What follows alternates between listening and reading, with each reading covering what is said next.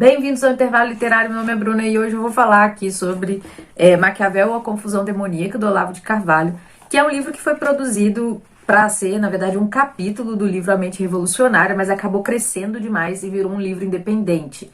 E como livro independente, eu gostei bastante e já vou começar a minha indicação aqui para que você leia ele do final para o começo. No sentido de que você deve ler primeiro os apêndices para depois pegar o livro principal para ler, já que vai explicar algumas coisas que estão dentro do livro, alguns conceitos, como estrutura de uma filosofia, paralaxe cognitiva e também o paradoxo do mentiroso, que se aplica assim, perfeitamente a Maquiavel, porque ele tem uma frase muito interessante onde ele fala que tudo que ele fala é mentira. E aí você fica pensando assim, poxa vida, né? Se ele fala tudo que ele fala é mentira, será que isso que ele falou é mentira também? A frase dele é assim: não digo jamais aquilo em que creio, nem creio naquilo que digo. E se descubro algum pedacinho da verdade, trato logo de escondê-lo sob tantas mentiras que se torna impossível encontrá-lo. É claro que essa frase não está na sua filosofia principal, nas suas grandes obras, né? Não está no Príncipe, não está nos discursos. Na verdade, isso está numa carta pessoal, então é muito provável que seja sinceridade, que ele esteja conversando com um colega, com um amigo dele, sobre a forma dele escrever as suas obras, né? Então, o que o Olavo vai fazer nesse livro? Ele diz aqui que ele está fazendo o contrário do que um outro cara fez. Eu esqueci o nome dele. Sir Isaiah Berlin, ou Berlin, não sei. Berlin, pode ser de tudo, né? Mas ele diz o seguinte, que o Sir Isaiah fez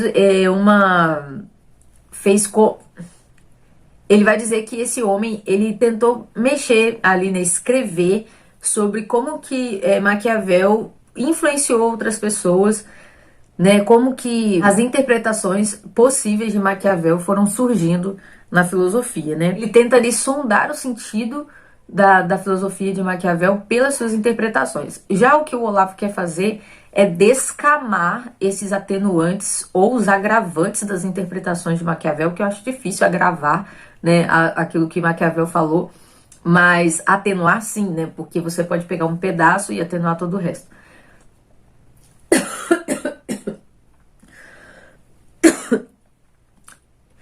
E o que o Olavo quer fazer é exatamente descamar para poder encontrar o Maquiavel original, encontrar, né, a estrutura filosófica de Maquiavel, o que ele pretendia com aquilo, o que estava por trás de suas obras. E é muito interessante ver ele descamando, ver ele aplicando, né, esse método de descamar as obras para encontrar o filósofo. E ele vai dizer que uma coisa que é muito interessante é que as filosofias, por exemplo, de Platão, Sócrates, chegaram para nós de forma muito resumida, ou seja, muita coisa se perdeu. E com o tempo foi ficando mais claro o que é que esses filósofos falavam, né? Não só escreviam, mas aquilo que era o seu ensinamento oral. E tudo bem, a gente não, mas muitas pessoas já entenderam qual que era a filosofia de Platão, qual que era a filosofia de Sócrates. Poucas pessoas se detêm para aprender isso tudo, mas a lógica seria que os filósofos modernos fossem melhor compreendidos do que os antigos, né? Tanto pela linguagem quanto pela infusão desse conteúdo na nossa vida de forma tão massiva, né? Pelas redes sociais, pelos livros, pelas publicações muito facilmente encontradas desses filósofos. E na verdade, a modernidade, que vem com essa ideia de que a gente deve entender tudo, de que que tudo deve ficar às claras, né, estruturados, e depois a pós-modernidade, que vem desconstruindo tudo isso, mas mesmo assim, com essa ideia de que as coisas devem estar às claras, não consegue entender um dos seus maiores, né, pensadores aí, das suas figuras mais brilhantes, assim, a gente pode dizer, que é Maquiavel. Ninguém entende direito o que ele fala.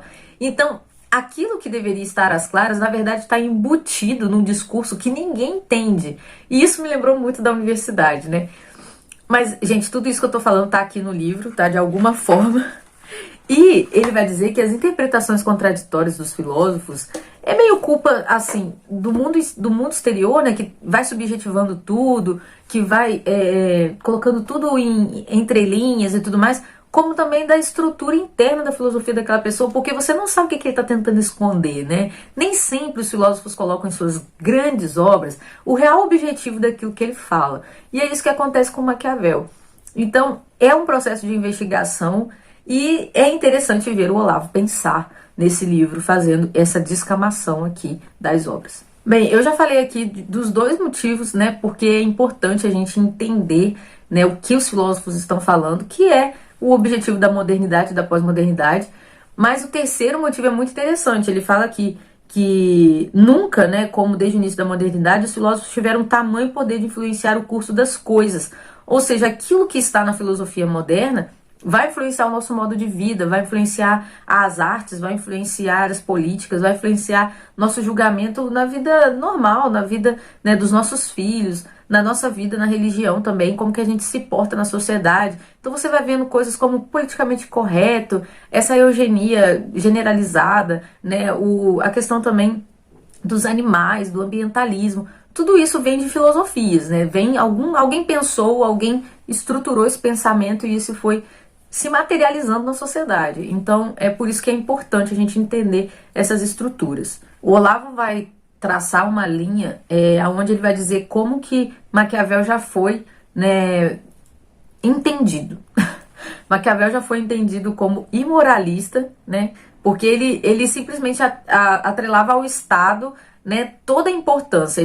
O Estado é maior que o indivíduo, então para manter o Estado, para manter a soberania, tudo era permitido, né? O Maquiavel democrata que camuflou uma crítica à monarquia fingindo instruir o príncipe. Essa é muito boa, né? Porque você vai vendo como que ele vai misturando ali no príncipe conselhos totalmente violentos, imorais, ao mesmo tempo que também tenta falar um pouco do povo, tenta falar da segurança do povo, mas você vê que é uma mistura tão grande que você não sabe exatamente, né, se ele é ali democrata ou se ele é monarquista e tudo mais. Aí tem também o Maquiavel cientista, que as pessoas falam o seguinte, ele não analisou, né? Ele na verdade ele analisava a arte política sem pensar na parte ética e moral. Ele é como se ele fosse um cientista no laboratório que não tivesse que, né, julgar ali se aquela célula, se aquele veneno, se aquele remédio tinha algum efeito moral na sociedade. O Maquiavel patriota, onde o objetivo principal da obra é a unificação da Itália, e essa é uma interpretação que foi usada por Mussolini, né? E o Maquiavel tecnocrata, que é uma inspiração artística para defender o Estado, a técnica pela técnica, sem finalidade. Como o poeta, né, que só se importa com a perfeição dos versos. Nesse caso, o Príncipe seria aí uma obra de arte, sem nenhuma aplicação prática, só a técnica pela técnica. E, gente, as primeiras reações ao Príncipe foi exatamente aquela que a gente tem quando lê, né? Porque quando você lê, você fala, meu Deus, isso aqui é um absurdo, isso é violento, isso é imoral. E realmente tem um fator na obra de Maquiavel que é a destruição, né, da religião. Tanto que uma boa parte desse livro vai falar sobre uma paródia que Maquiavel encarna como um Moisés ao contrário, sabe?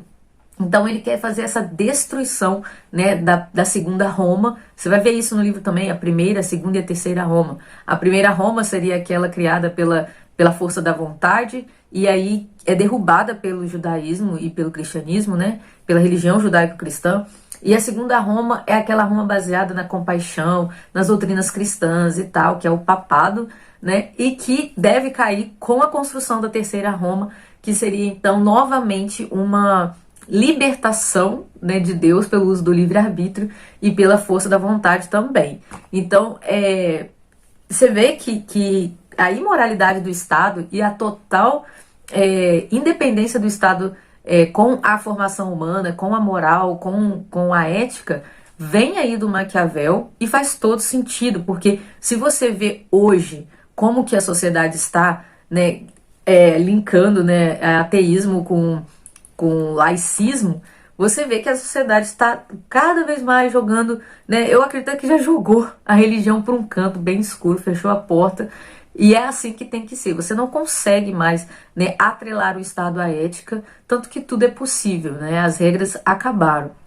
E isso vem, né, também de Maquiavel, vem ali do Príncipe e dos discursos.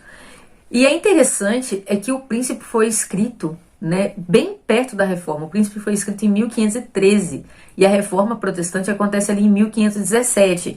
E um escritor alemão diz isso, que Martinho Lutero cooperou com Maquiavel para o crescimento do Estado. E isso, né, é óbvio, você vê a reforma dando total poder para os príncipes, tirando eles tanto do domínio ali, né, dos impérios medievais, como de Roma, né, do papado.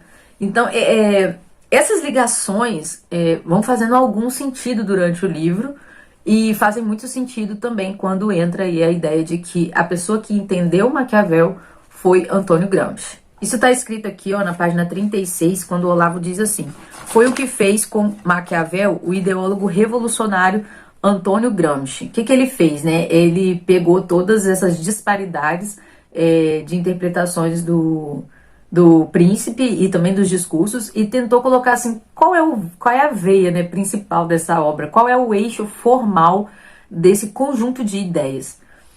Gramsci entendeu que o maquiavelismo não era uma apologia da imoralidade e do despotismo, nem da democracia, nem uma descrição da realidade, nem um apelo patriótico, nem um art pour l'art, né, que seria lá a arte pela arte, né, mas um pouco de tudo isso sintetizado na forma de um plano de ação de longuíssimo prazo.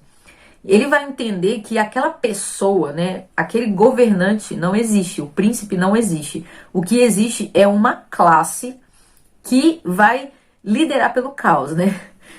Olha só, pouco antes de Gramsci, um de seus mestres, o crítico Francesco de Santis, autor de uma celebrada história da literatura italiana, exclamava: o plano de Maquiavel é o programa do mundo moderno, desenvolvido, corrigido, ampliado e mais ou menos realizado.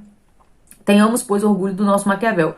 Glória a ele onde quer que uma parte do mundo antigo desmorone, e glória a ele quando mais uma parte é acrescentada ao novo. Nesse caso, Maquiavel é um tipo de profeta, e não um profeta que prevê o futuro, mas que o coordena, né, que o chama à realidade ali pela criação de uma nova forma de governar, né, que é pelo meio da influência intelectual exercida sobre um governante ou outros governantes, né.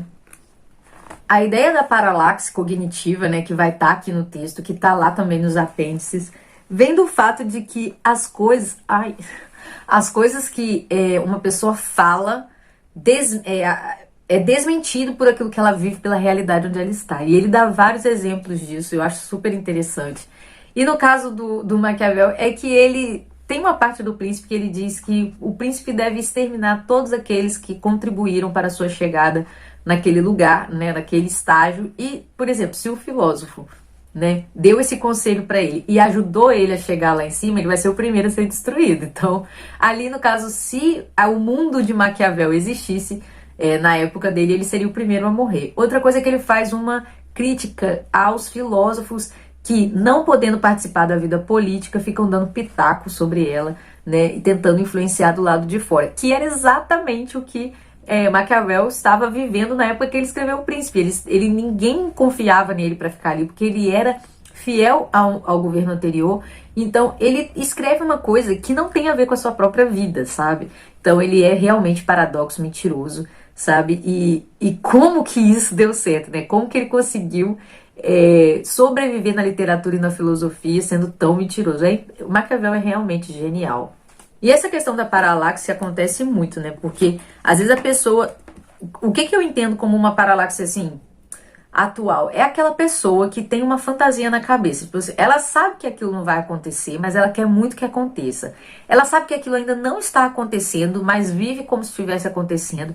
Fala e age politicamente como se aquele mundo estivesse acontecendo. Vou dar um exemplo. É assim que o Bolsonaro foi eleito, começou a postar, principalmente, né, os famosos, começaram a postar vídeos chorando, como se a vida deles tivesse acabado.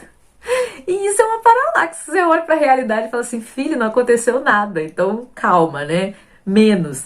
Olha só, a vítima de paralaxe cognitiva não se ignora totalmente a si mesma, mas vive num lusco-fusco entre a verdade e a mentira, incapaz de firmar-se na primeira, ou seja, de firmar-se na realidade, porque senão ele ia eliminar totalmente a mentira.